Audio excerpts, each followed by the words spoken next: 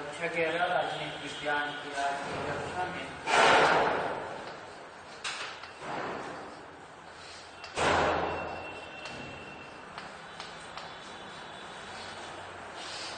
राजनीतिक विज्ञान को हम दो भागों में बांटकर देख रहे हैं। एक भारत का संविधान सिद्धांत और व्यवहार, और एक जो आपकी और पुस्तक लग रही है वो है राजनीतिक सिद्धांत। तो जो राजनीतिक सिद्धांत की पुस्तक है, इस दूसरे चैप्टर को पढ़ने के बाद हम उस पुस्तक का अध्ययन करेंगे। हम यह प्रयास करेंगे कि दोनों चैप्टर लेवल पर चलते रहें, पहले एक चैप्टर इसका तो दूसरा उसका। आज हम राजनीतिक विज्ञान की क्लास में आपके प्रथम जो खंड का भारतीय संविधान के सिद्धांत और व्यवहार का दूसरा चैप्टर देखेंगे, और दूसरे चैप्टर का आपके नाम है भारतीय संविधान में अधिकार। भारतीय संविधान कैसे बना,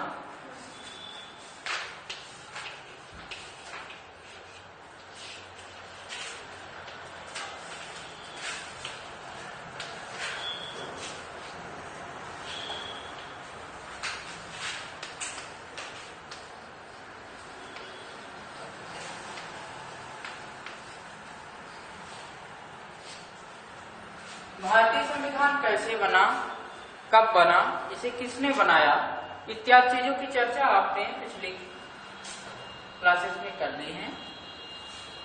अब हम देखेंगे भारतीय संविधान में अधिकार।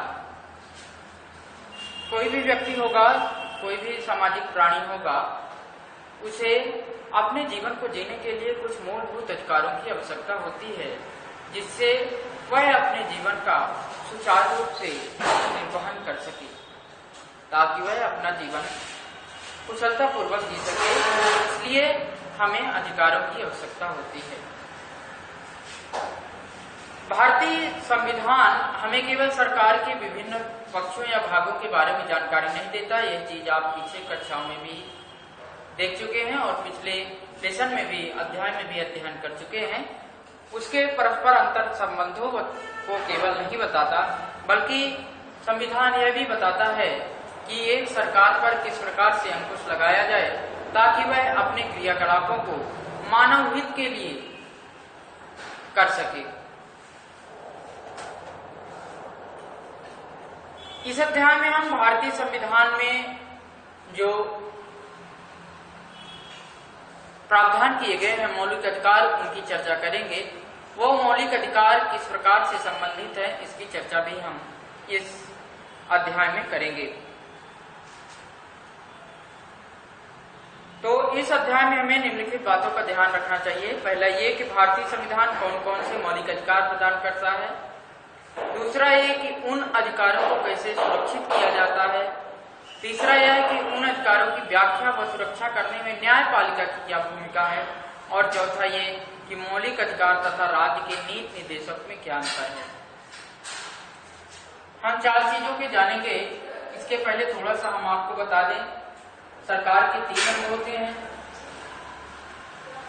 आपको पिछले भी वीडियो में बताया गया है। सरकार के 3 अंग के अंतर्गत पहला व्यवस्थापिका,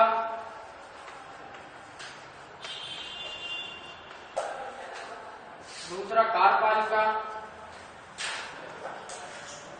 और तीसरा न्यायपालिका।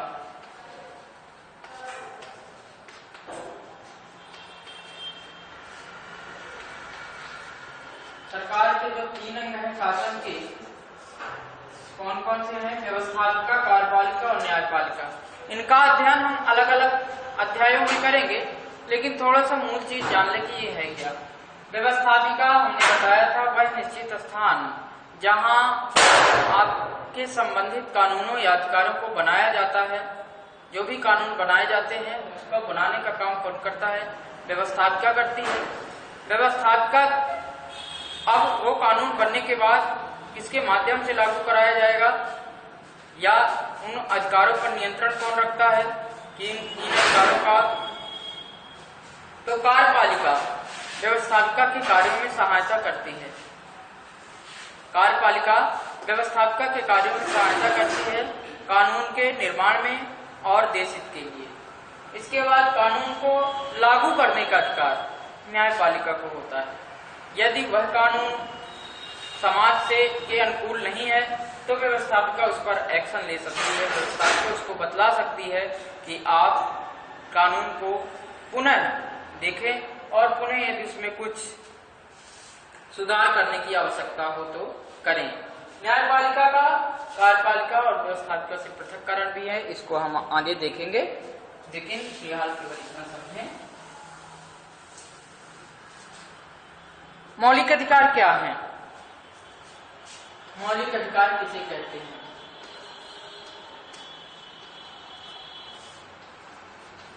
मौलिक अधिकार को हम मूल अधिकार कहते हैं, जिसे आप अंग्रेजी की भाषा में फंडामेंटल राइट कहते हैं।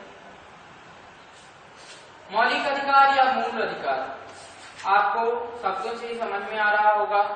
ऐसे अधिकार जो मानव के जीवन को जीने के लिए और उसे न्यूनतम आवश्यकताओं की पूर्ति के लिए आवश्यक और अपरिहार्य होते हैं, ऐसे अधिकार मूल अधिकार या मौलिक अधिकार कहलाते हैं। भारतीय संविधान में दिए गए मौलिक अधिकारों में आप देखेंगे कि प्रत्येक अधिकार मानव के जीवन को जीने के लिए बहुत ही आवश्यक है। मूल अधिकार ऐसे अधिकार कहलाते हैं जो मानव को जीवन जीने के लिए तथा उसे समाज में अपना दायित्व निर्वहन करने के लिए न्यूनतम आवश्यकताओं की पूर्ति के लिए कम से कम उनकी आवश्यकता की पूर्ति हो सके और सुरक्षा के लिए मूल जो अधिकार प्रदान किए जाते हैं उन्हें हम मूल अधिकार की संज्ञा देते हैं। मूल अधिकार की उत्पत्ति के संबंध में दो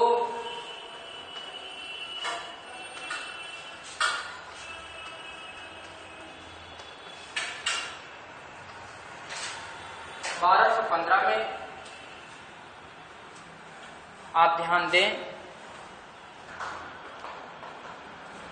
1215 में सर जॉन किंग द्वारा, ये कभी कभी क्वेश्चन पूछा जा चुका है,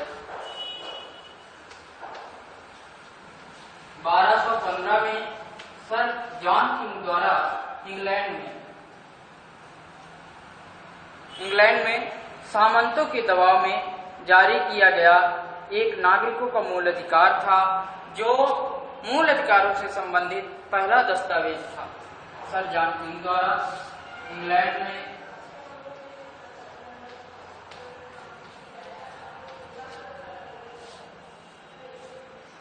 सर 1215 में सर जॉन किंग द्वारा इंग्लैंड में सामंतों के दबाव में एक मूल अधिकारों का, नागरिकों के लिए मूल अधिकारों का एक दस्तावेज तैयार किया गया था और प्रस्तुत किया गया था, जो मूल अधिकारों से संबंधित प्रथम दस्तावेज था। इसे हम मैग्ना कार्टा के नाम से जानते हैं। तो मैग्ना कार्टा क्या है, यदि कोई पूछे तो आप क्या बताएंगे कि मैग्ना कार्टा वह दस्तावेज है जो 1215 में इंग्लैंड के सर जॉन किंग द्वारा सामंतों के दबाव में आकर के और नागरिकों के अधिकारों के लिए जारी किया गया था। तो इसे हम मैग्ना कार्टा कहते हैं। इस शब्द का प्रयोग हम इसलिए आपको बतलाए हैं क्योंकि मौलिक अधिकार को भारतीय संविधान का मैग्ना कार्टा कहा जाता है। तो आपको यह समझने में परेशानी ना हो कि मैग्ना कार्टा किसे कहते हैं। तो मैग्ना कार्टा क्या है? एक लिखित प्रपत्र या दस्तावेज है जो 1215 में सर जॉन किंग द्वारा इंग्लैंड में सामंतों के दबाव में आकर नागरिकों के अधिकारों के लिए दिया गया था। अधिकारों का क्या महत्व हो सकता है?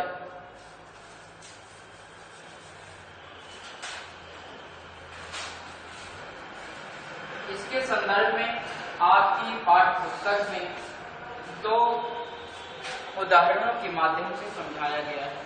पहला उदाहरण एशियाई खेलों से संबंधित है और दूसरा उदाहरण एक व्यक्ति से संबंधित है।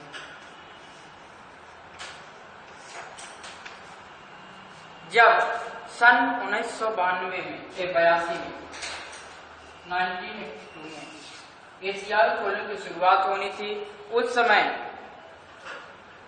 किसके द्वारा? कुछ ठेकेदारों के द्वारा सेवाएं ली गई और इन सेवाओं में कई सारे स्टेडियम का निर्माण और फ्लाईओवरों का निर्माण किया जाना था।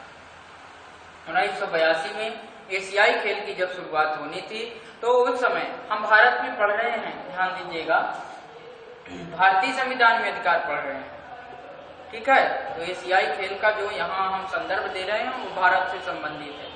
तो 1982 में एशियाई खेलों के जब व्यवस्था से संबंधित बात आई तो ठेकेदारों के द्वारा कुछ कार्य किए जाने थे। तो उसमें कौन कौन से कार्य? जैसे फ्लाईओवरों का निर्माण हो गया, कुछ स्टेडियम्स का निर्माण हो गया। इसके लिए ठेकेदारों ने कई सारे मजदूरों को और मिस्त्रियों को इकट्ठा किया और उनसे काम कराना शुरू किया।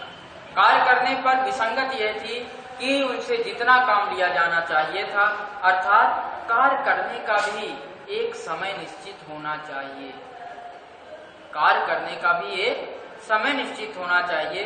उस समय अंतराल में भी किसी से काम लेना चाहिए। ऐसा नहीं है कि आप किसी को अपने यहाँ कार्य में लगाए हुए हैं और उसे जब चाहे मन मर्जी आप कार्य ले लें, ऐसा नहीं होना चाहिए। उसके कार्य का भी निर्धारण होना चाहिए कि आपको 8 घंटे, 10 घंटे या अधिकतम 12 घंटे आपको कार्य करना है। जिससे ज्यादा आपको कार्य नहीं लेना चाहिए, नहीं तो वो अधिकारों को उसके उल्लंघन समझा जाता है, बाकी उसकी स्वेच्छा है।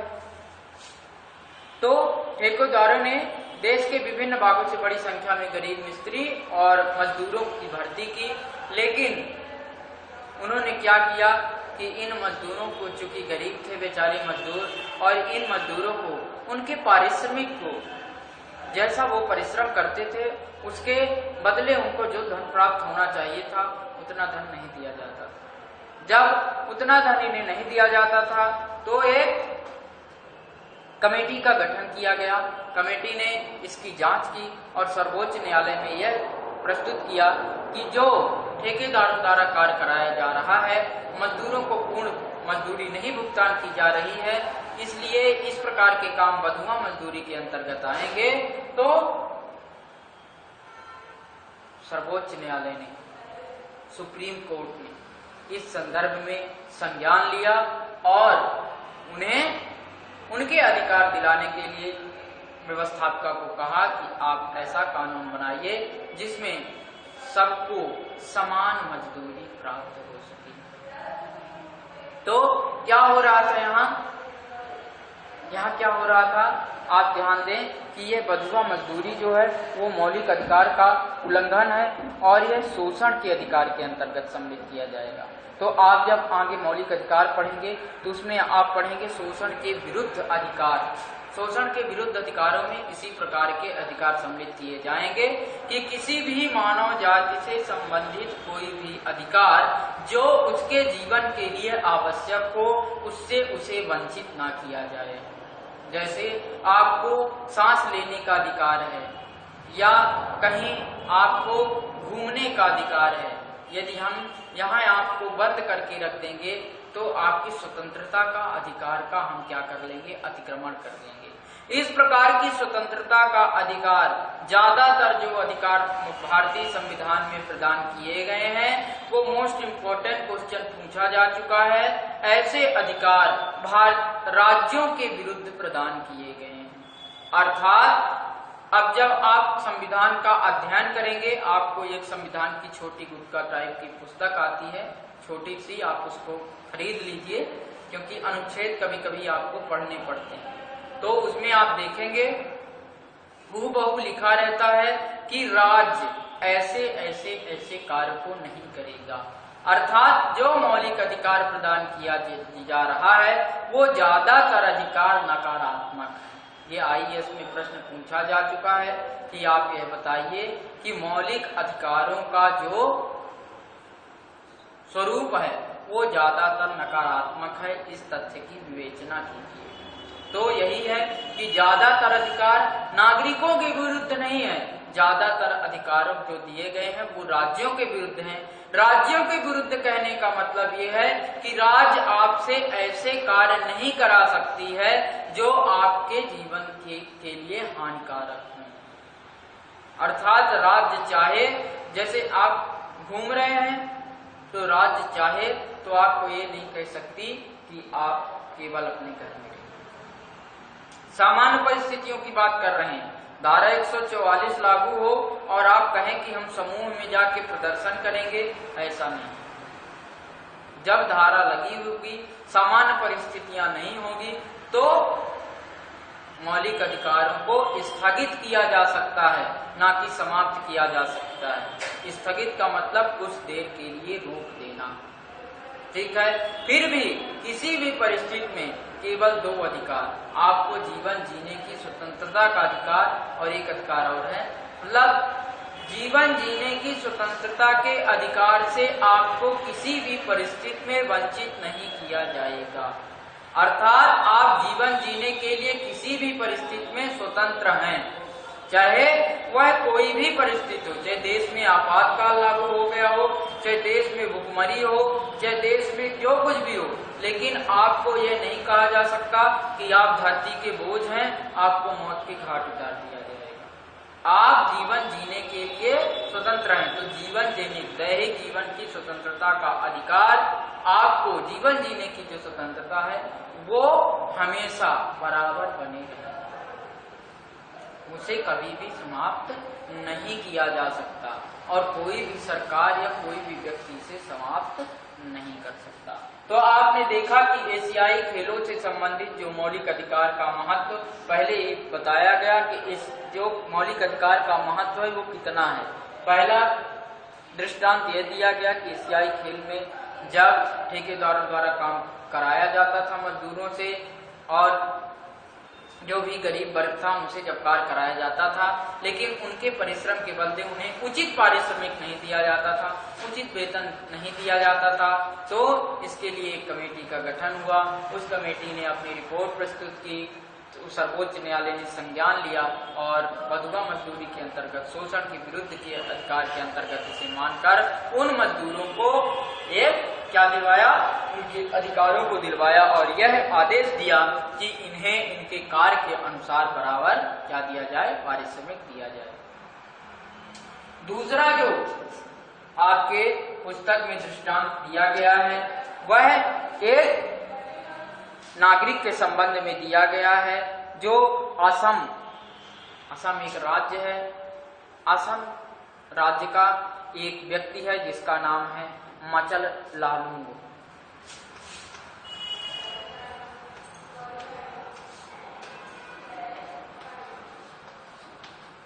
ये केवल एक उदाहरण है, इस प्रकार के कई सारे उदाहरण आए जिसके द्वारा इन्हें अधिकारों को दिलवाया गया। कई सारे व्यक्ति हैं, ये केवल दो उदाहरण दिए गए हैं। तो मचल लालुंग को जब गिरफ्तार किया गया था उसकी उम्र तब 23 वर्ष की थी।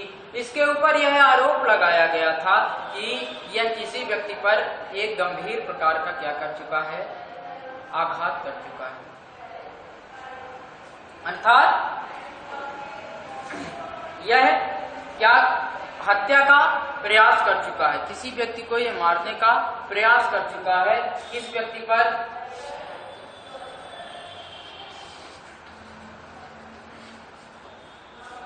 पर ऐसा आरोप लगाया गया और जब आरोप लगाया गया तब इसकी उम्र केवल 23 वर्ष की थी। 23 वर्ष की उम्र में जब इसके ऊपर ऐसा आरोप लगाया गया तो इसे गिरफ्तार कर लिया गया, पुलिस हिरासत में ले लिया गया। पुलिस हिरासत में लेने के बाद इसको न्यायालय में पेश किया जाना था, लेकिन रिपोर्ट यह तैयार की गई कि यह मानसिक रूप से बीमार हो चुका है, अर्थात ये पगला टाइप का गया है। जब इसे यह सिद्ध कर दिया गया कि ये मानसिक रूप से बीमार हो चुका है, तब इसे चिकित्सा के लिए लोकप्रिय गोपीनाथ बोरदोलोई अस्पताल में भर्ती कराया गया, जो तेजपुर में है।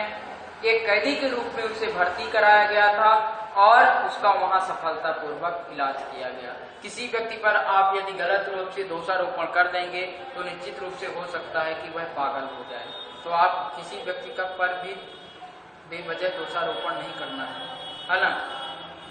तो मचल लालुंग का जो केस था कुछ ऐसा ही था। बेचारे के ऊपर केस लग गया कि ये किसी को मारने का प्रयास किया, उस व्यक्ति का नाम तो नहीं दिया है, लेकिन 23 वर्ष की उम्र में जब इसे ये आरोप लग गया तो वो मानसिक रूप से विचलित हो गया, उसे अस्पताल में भर्ती कराया गया। डॉक्टरों ने लिखी चिट्ठी भेजी न्यायालय को कि कब भेजी, 1967 में और 1996 में 2 बार चिट्ठी भेजी। और ये डेट इंपॉर्टेंट नहीं है, केवल आपको उदाहरण है कि समझ लीजिए कि कैसे व्यक्ति के ऊपर कभी भी किस प्रकार की परिस्थितियां आ जाती हैं और उन परिस्थितियों को फिर कौन देख पाता है। शायद आप इस दृष्टांत को देखने के बाद समझ जाएं।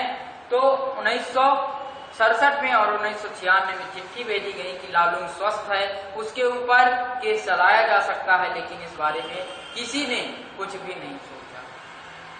और जब किसी ने कुछ भी नहीं सोचा तो फिर वह 2005 में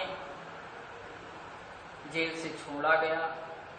उसकी उम्र तब 77 वर्ष की।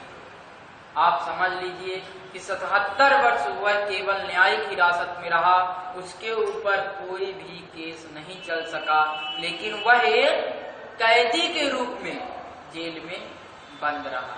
इस प्रकार वह 54 वर्ष तक हिरासत में रहा और इस दौरान उसके मुकदमे की एक भी बार सुनवाई नहीं हुई। तब राष्ट्रीय मानवाधिकार आयोग, आप पढ़ेंगे आयोगों की सूची में राष्ट्रीय मानवाधिकार आयोग, और जो IAS, PCS की परीक्षाएं देते हैं उनको इस आयोग के बारे में, इस मानवाधिकार आयोग के बारे में, मानवाधिकार अधिनियम के बारे में अलग से पढ़ना।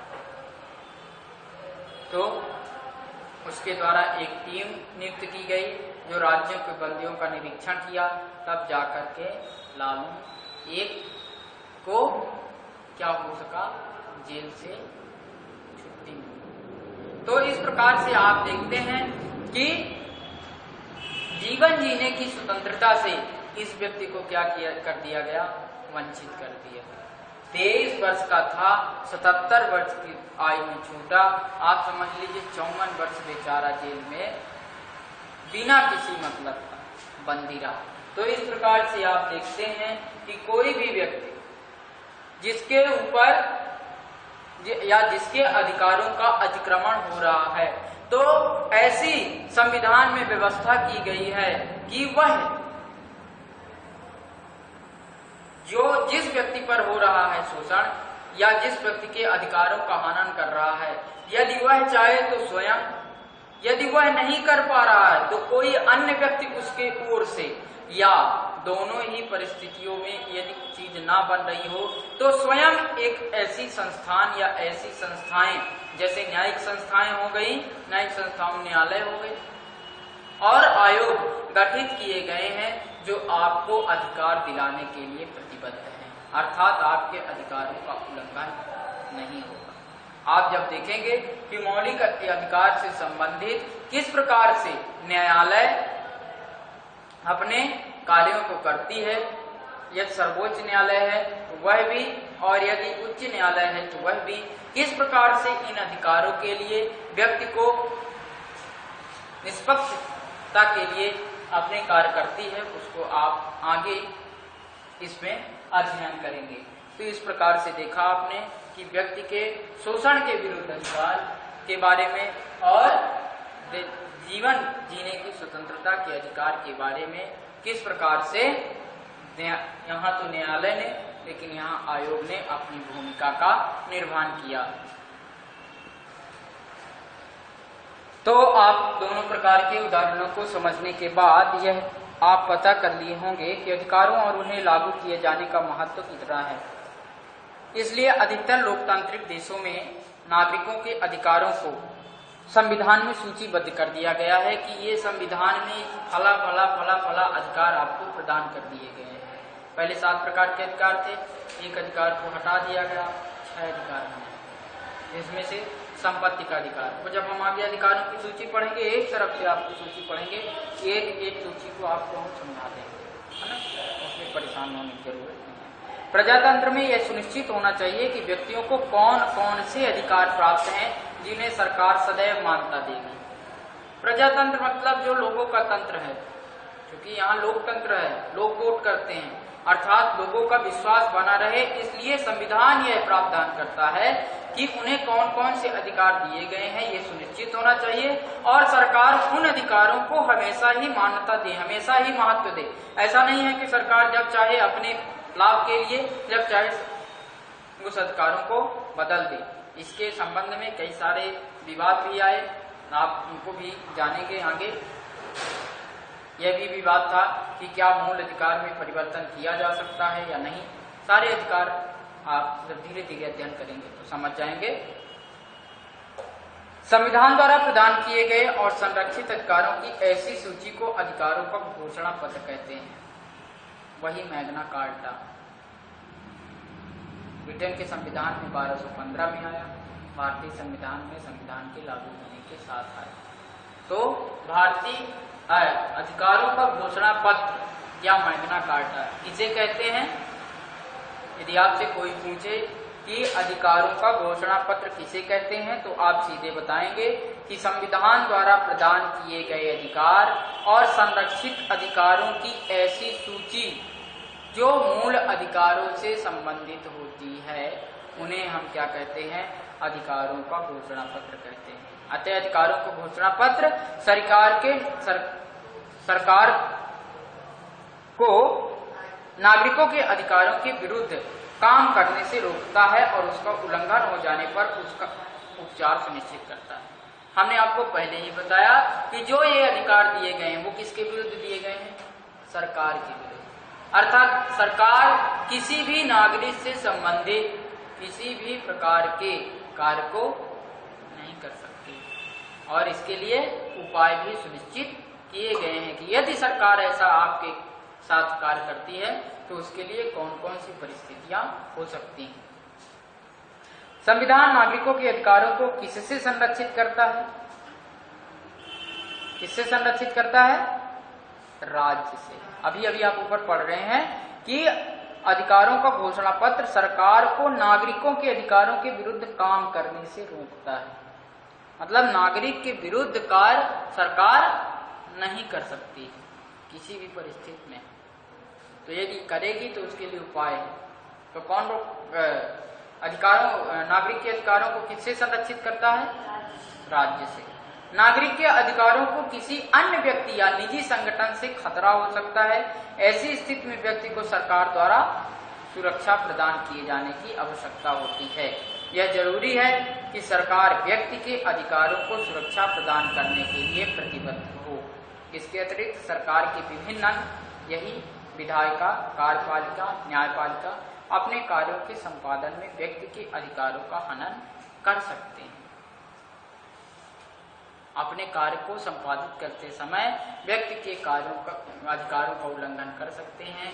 इसलिए व्यक्ति के अधिकार सुरक्षित रहें तो राज्य के विरुद्ध या थोड़ा बहुत मानव के विरुद्ध भी, कोई भी मानव किसी को पीड़ित ना करे, इस हेतु भी अधिकारों की सूची बनाई गई है। हम कल पढ़ेंगे कि भारतीय संविधान में मौलिक अधिकार कौन कौन से हैं। ठीक है, आप एक बार यदि आपके पास पुस्तक होगी तो उसका आप अध्ययन करेंगे। ठीक है, या तो आप नेट पर भी सर्च करेंगे तो आपको मूल अधिकार मिल जाएंगे।